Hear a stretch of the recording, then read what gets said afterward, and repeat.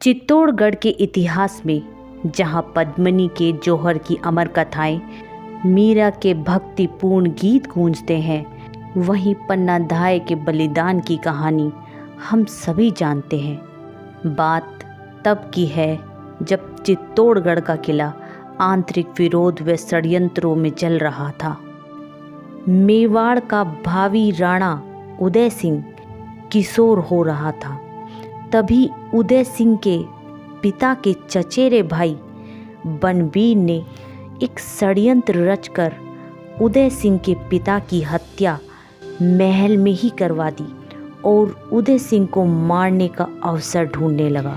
उदय सिंह की माता को संशय हुआ तथा उन्होंने उदय सिंह को अपनी खास दासी व उदय सिंह की धाय पन्ना को सौंपकर कहा कि पन्ना, यह राजमहल व चित्तौड़ का किला इस लायक नहीं रह गया कि मेरे पुत्र तथा मेवाड़ के भावी राणा की रक्षा कर सके।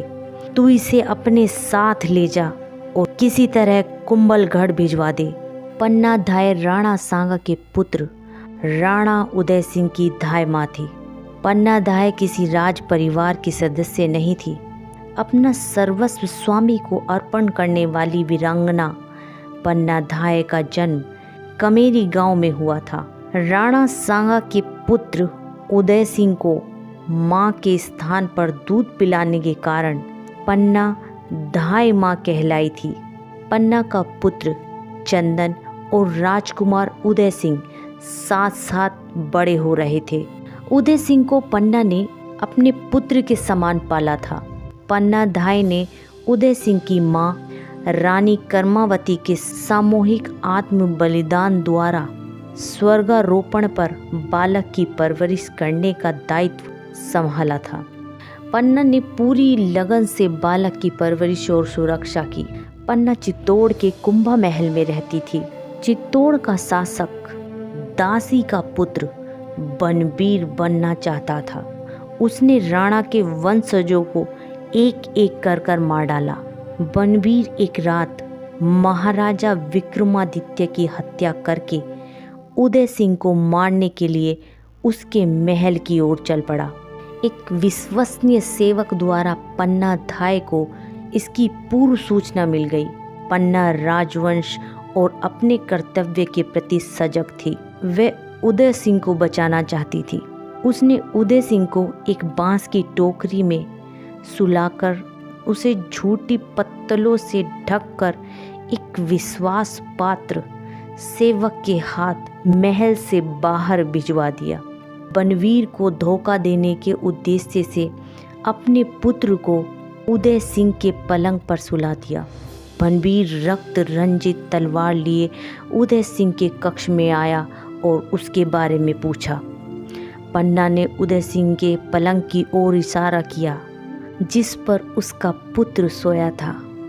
बनवीर ने पन्ना के पुत्र को उदय सिंह समझकर मार डाला। पन्ना अपनी आंखों के सामने अपने पुत्र के वध को अविचलित रूप से देखती रही।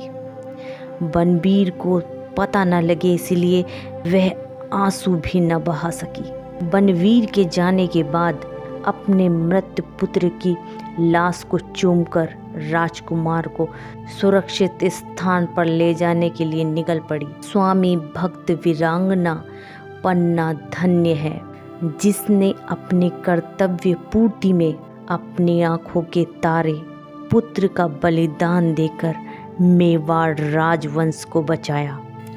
पुत्र की मृत्यु के बाद पन्ना उदय सिंह को लेकर बहुत दिनों तक शरण के लिए भटकती रही, पर दुष्ट बनवीर के खतरे के डर से कई राजकुल जिन्हें पन्ना को आश्रय देना चाहिए था, उन्होंने पन्ना को आश्रय नहीं दिया।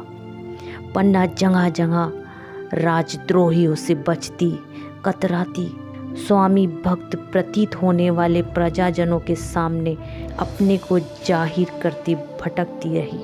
कुंभलगढ़ में उसे यह जाने बिना कि उसकी भवितव्यता क्या है शरण मिल गई। उदय सिंह किलेदार का भांजा बनकर बड़ा हुआ।